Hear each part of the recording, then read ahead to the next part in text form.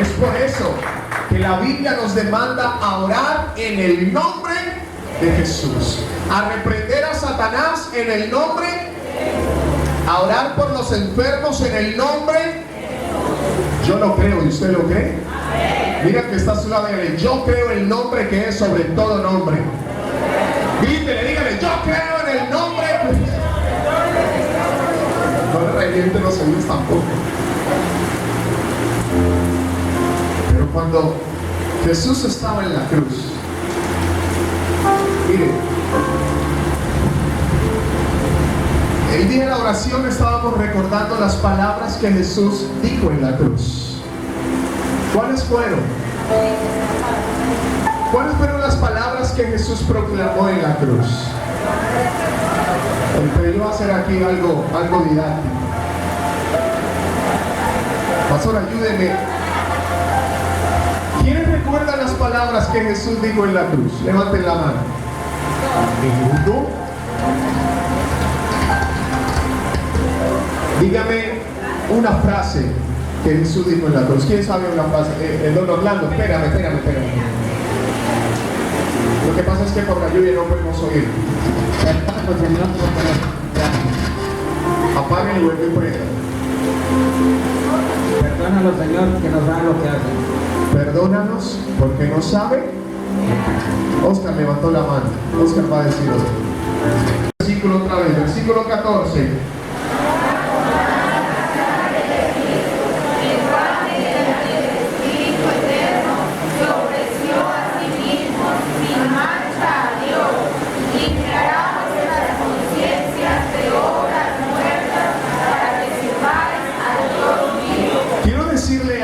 Antes de la muerte de Jesús, antes de Cristo, ¿cómo hacía el pueblo para que sus pecados fuesen perdonados?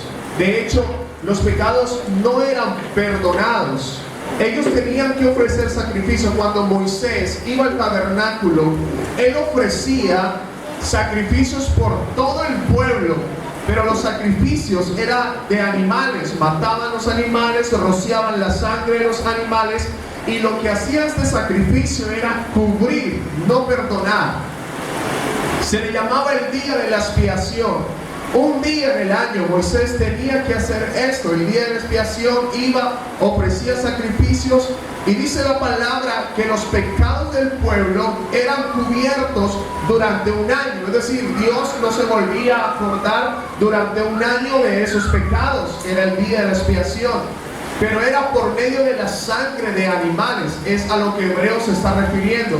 Pero él está dando, el autor está dando a entender, dice: si en ese momento la sangre de los animales podía cubrir esos pecados durante un año, entonces hace la pregunta y está trayendo la conciencia al pueblo, y está diciendo: ¿cuánto más la sangre de Cristo, el cual mediante el Espíritu Eterno se ofreció a sí mismo sin mancha a Dios? Ahora dice: limpiará vuestras conciencias.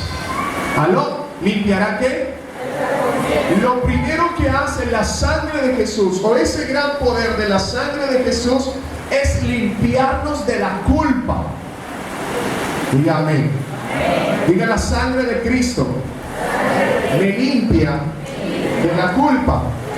Mira que está solo, dígale: la sangre de Cristo limpia su conciencia. Hay algo que Satanás hace con la iglesia, mírenme, continuamente, y es atacar la conciencia de los hijos de Dios, atacarnos, hacernos sentir culpables. Siempre está haciendo sentir culpable a las personas, a la humanidad, a la iglesia. Tú lo hiciste, tú no eres merecedor de eso, y empieza a culpar. Amén. Ahora, hay algo que pasa, y es que lo que Dios desea es que la iglesia aprenda que cuando Él fue a la cruz del Calvario, murió y se lo prendió. No me dijeron nada. ¿Sí? Bueno, cuando Él murió y la sangre fue vertida en el madero, una de las cosas que Jesús estaba haciendo era limpiar nuestra conciencia. Yo no sé si me hago entender. Amén. Cuando usted se sienta culpable, señalado, aplique la sangre de Jesús sobre su vida. Satanás tiene que huir. En la iglesia tenemos que aprender a tener autoridad. Mire, si Jesús perdona nuestro pecado, nos levanta, nos rescata, nos restaura, si Él lo hace, ¿quién es el mundo? ¿Quién es la gente? ¿Quiénes son las personas para señalar y condenar lo que Jesús limpió? No sé si me hago entender. Amén. Cuando la Biblia dice que a veces nosotros tenemos por inmunda la sangre del pacto, la sangre de Jesús, es porque olvidamos todo o todas las razones por las cuales Jesús murió en la cruz. Yo he aprendido algo estudiando acerca de la sangre de Cristo, y es que cuando Él murió en la cruz, no únicamente murió para traernos salvación. Cuando Jesús murió, su muerte fue una muerte integral. Él sabía lo que la humanidad necesitaría. Y Él sabía que la humanidad no necesitaba únicamente ser perdonado de sus pecados. Él necesitaba que la iglesia entendiera y necesitaba darle una libertad de la conciencia, limpiar la conciencia. Amén. Entonces, cuando la sangre de Jesús viene, es derramada, cuando aplicamos la sangre de Jesús, si yo creo que Él me perdonó, entonces también debo creer o debo declarar o confesar o pedirle a Dios que mi conciencia sea limpiada. De nada sirve que Jesús o que nuestro Dios haya perdonado nuestro pecado si todavía nos sentimos culpables por ese pecado que Él ya perdonó.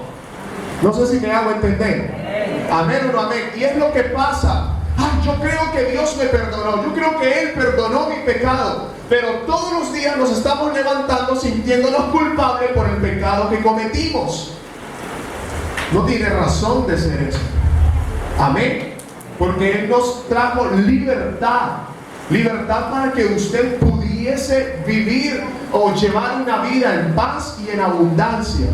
Yo quiero repetirle ese versículo, quiero que lo leamos por favor, versículo 14, Hebreos 9:14. Si lo tienen, 1, 2 y 3. Cuanto más la sangre de Cristo, el cual mediante el Espíritu eterno se ofreció a sí mismo, limpiará vuestras conciencias. ¿De qué? ¿De obras qué? Para que sirváis. No sé si ustedes están creyendo eso. Él necesita limpiar nuestra conciencia de las obras muertas para servir a Dios con alegría. Yo le estaría dando más fuerte ese aplauso a Jesús. Necesitamos que la sangre limpie nuestra conciencia para poder servir al Dios vivo. Ay, pastor, yo no, porque soy un pecador. ¿Cuántos de nosotros sabemos que Dios nos ha dado un llamado, que tenemos un ministerio, pero por la culpa no servimos a Dios por eso? Creemos que únicamente hemos sido llamados, escúcheme, creemos que únicamente hemos sido llamados a estar ahí sentados. Está aquí. Pero la Biblia está diciendo, Él limpió nuestra conciencia de obras muertas, para que sirváis a Dios vivo. Así que yo quiero hacerle un llamado en esta mañana, para que le cerremos la puerta a la culpa en nuestra conciencia y que Satanás no siga teniendo el control de nuestros pensamientos. Dígame amén a eso. Si alguien lucha con sus pensamientos continuamente por la culpa, hoy es el día para que usted sea libre y para que su conciencia sea purificada por la sangre de Jesús. Dígame amén. Den otro aplauso a Jesús, por favor.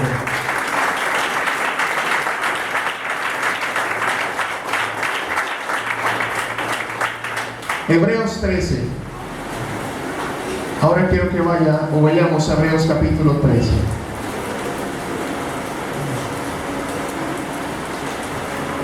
Versículo 11 al 14. Todos, por favor, vamos a leerlo allí. Lo segundo que hace la sangre de Jesús: santificar y justificar. Hebreos capítulo 13, versículo 11 al 14. ¿Quién lo tiene? Alguien que me lea por favor el versículo 11, que se coloque de pie y lo lea bien fuerte. Hermana Luz Dani. Porque los cuerpos de aquellos animales cuya sangre a causa del pecado es introducida en el santuario por el sumo sacerdote son quemados fuera del campamento. Versículo 12, otra persona, versículo 12. Por lo cual también Jesús, para santificar al pueblo con su propia sangre, padeció fuera de la puerta. Versículo 13, otra persona, verso 13. Salgamos pues a él fuera del campamento, llevando su ministerio. Versículo 14. Porque no tenemos sangre y ciudad permanente, sino que buscamos la promesa. Hermana María, el versículo 14, hija. Porque no tenemos aquí ciudad permanente, sino que buscamos la pobreza. Miren aquí. Miren. Su sangre limpia nuestra conciencia. Diga conmigo, su sangre limpia mi conciencia. Ahora, su sangre me santifica y me justifica. Apréndalo otra vez. Su sangre me santifica. ¿Qué es santificar? ¿Cómo? Apartar. ¿Qué es santificar? La palabra santificar significa exactamente eso: consagrar, apartar, para. ¿Aló? ¿Amén? Bien. La sangre de Jesús me limpió, pero luego de limpiarme santifica, es decir, me aparta para algo. Y también me justifica. Ahora, ¿qué es justificar? ¿Alguien sabe qué es justificar? La Biblia dice que por su sangre hemos sido justificados. ¿Qué es justificar?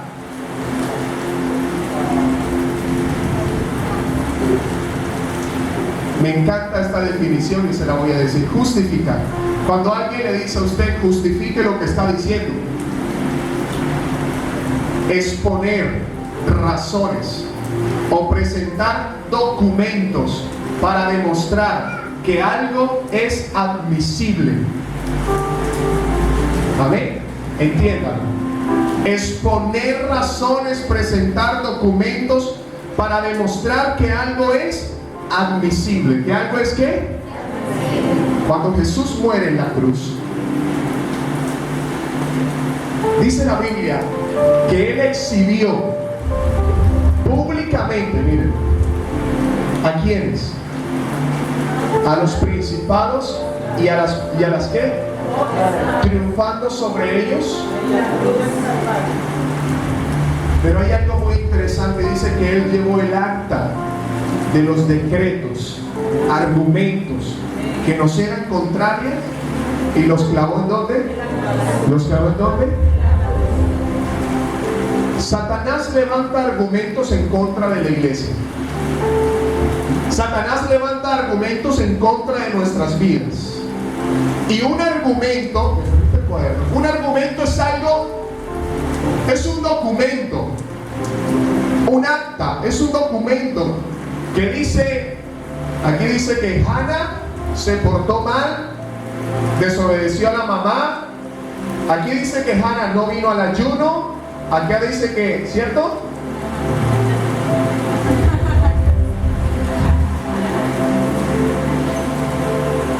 Satanás siempre va a presentar un documento delante de Dios y le va a decir, vea, es verdad lo que yo le estoy diciendo de la iglesia. Se lo presento. Amén. Satanás está justificando el pecado y el error de la iglesia, siempre. ¿Aló? Es verdad. Dígame amén. Pero ¿sabe qué hizo Jesús con los argumentos? ¿Qué hizo? ¿Qué dice la Biblia? Y entonces los cogió y los clavó ¿a dónde? ¿Los clavó dónde? Hagan de cuenta en la cruz. ¡Pum! Los cogió. No le hagan el cuaderno. Lo cogió y lo clavó. Y la sangre de Jesús limpió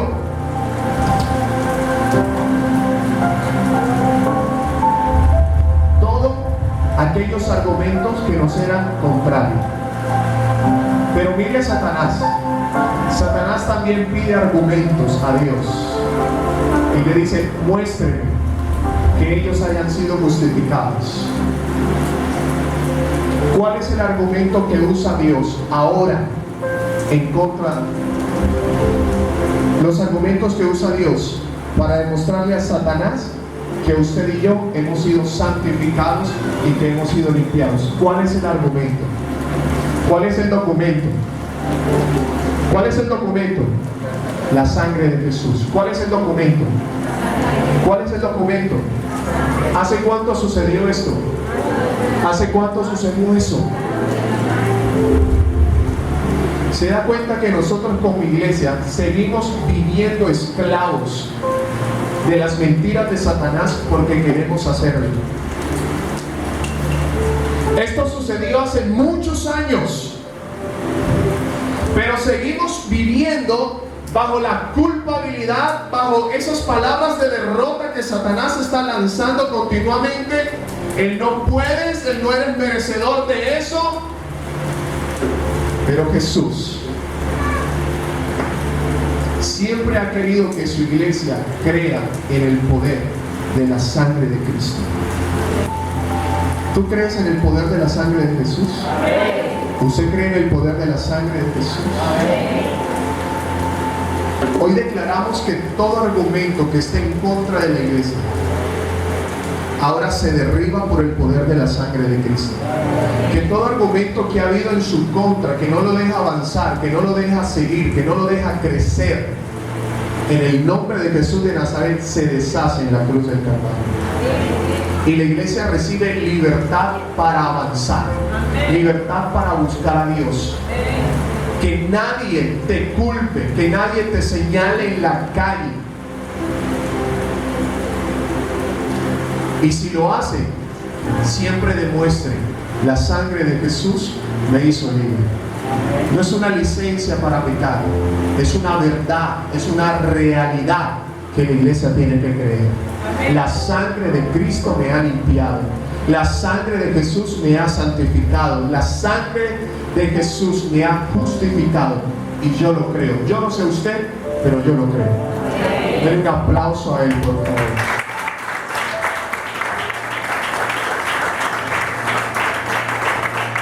Hebreos capítulo 10.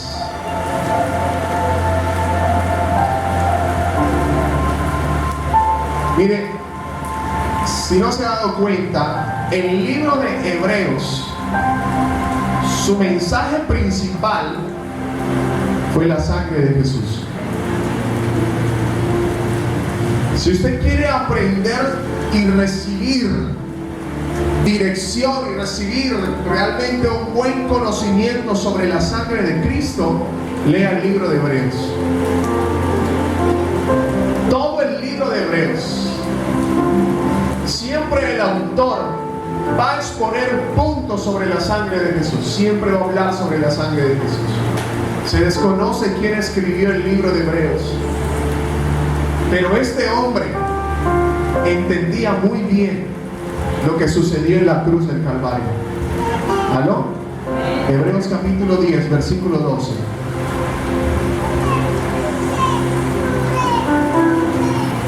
Pero Cristo, habiendo ofrecido, ¿cuántas veces?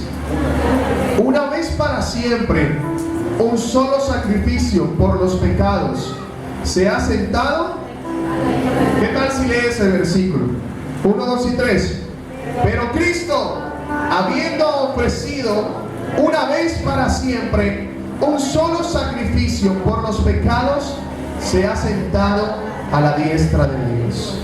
De ahí en adelante, esperando hasta que sus enemigos sean puestos por estrado de sus pies. Porque con una sola ofrenda hizo perfectos para siempre a los santificados. Verso 14, otra vez, porque una sola. ¿Cuál ofrenda se está refiriendo el autor? ¿Cuál ofrenda? ¿Cuál ofrenda? La sangre de Jesús, la muerte de Jesús. Quiero terminar diciéndole que la sangre de Cristo perfecciona. Diga conmigo, la sangre de Cristo me perfecciona. Pero ¿sabe dónde somos perfeccionados? En la presencia de Dios. ¿Cuántos van a la presencia de Dios? ¿Cuántos han estado en la presencia de Dios? ¿A cuánto les gusta estar en la presencia de Dios? Hoy estamos en la presencia de Dios. Y estando en la presencia de Dios, somos perfeccionados por su sangre. Se lo voy a volver a repetir. Estando en la presencia de Dios, somos perfeccionados por su sangre. El hermano Roger en algún servicio habló sobre la perfección, si no estoy mal, ¿sí lo recuerdan? Amén. Y esa perfección es un proceso, es algo que hoy somos perfeccionados, mañana somos perfeccionados hasta el día de Jesucristo, hasta que Cristo venga por la iglesia. Nosotros estamos siendo perfeccionados en este lugar. Amén. Amén. ¿Sabe qué necesitamos en esta mañana antes de ir a casa? Que su sangre nos perfeccione un poco más. Y yo quiero ser perfeccionado un poco más ahora. ¿Usted quiere ser perfeccionado? Mire el que está a su lado y dígale, usted necesita ser perfeccionado un poquito más. Si usted es de esas personas sinceras y conoce al que está a su lado, entonces dígale, no, yo creo que usted necesita ser perfeccionado mucho, mucho.